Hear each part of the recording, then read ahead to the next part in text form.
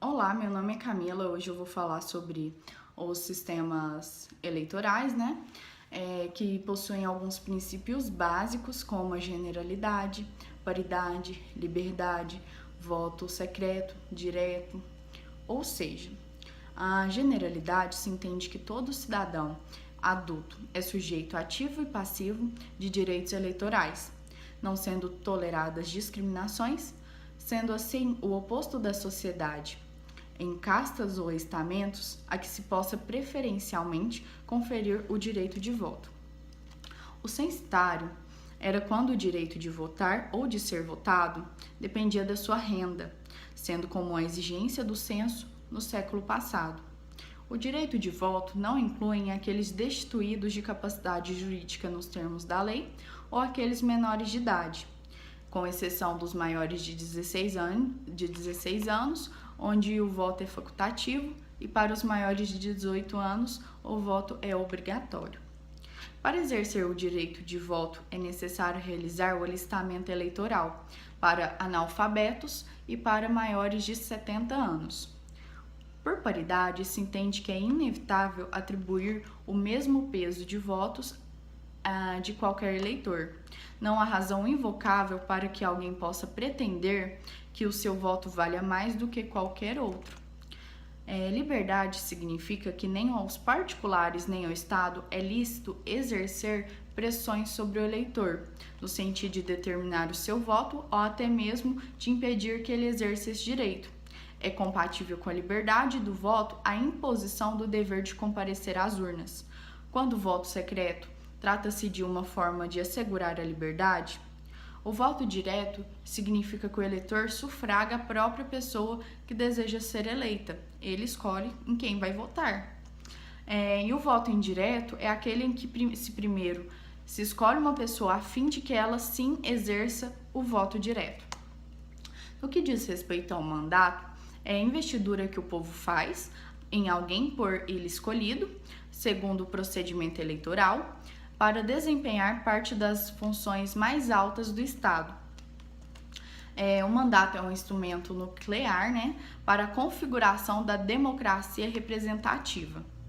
O voto majoritário é um processo eleitoral onde o candidato mais votado ganha a eleição, podendo ser relativa ou absoluta.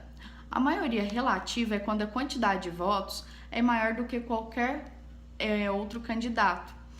Já a maioria absoluta é quando os votos passam de mais da metade dos votos dos outros eleitores, onde é necessário realizar uma segunda votação, toda vez em que na primeira nenhum dos candidatos atinge essa maioria.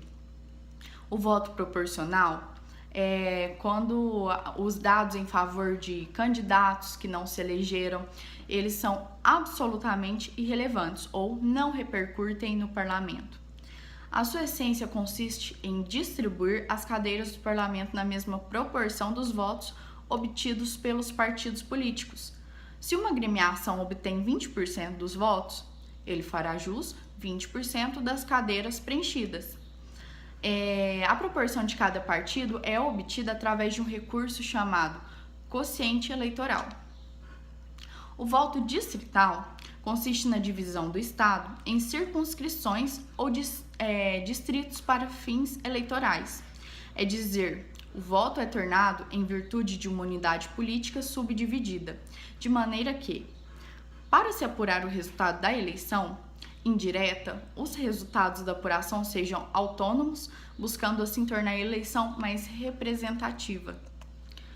O sistema eleitoral misto, quando a metade das vagas são disputadas pelos sistemas majoritários e a outra metade pelo proporcional, sendo certo que todo eleitor faz também jus a um duplo voto.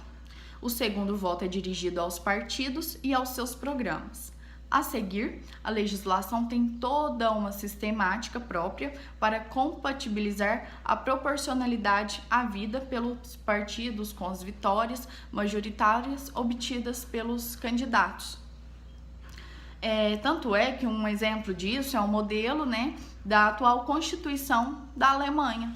Olá, hoje eu vou falar um pouquinho sobre os partidos políticos, que são organizações burocráticas que têm como objetivo conquistar o poder político e representam uma parte da sociedade, e eles são dotados de uma ideologia.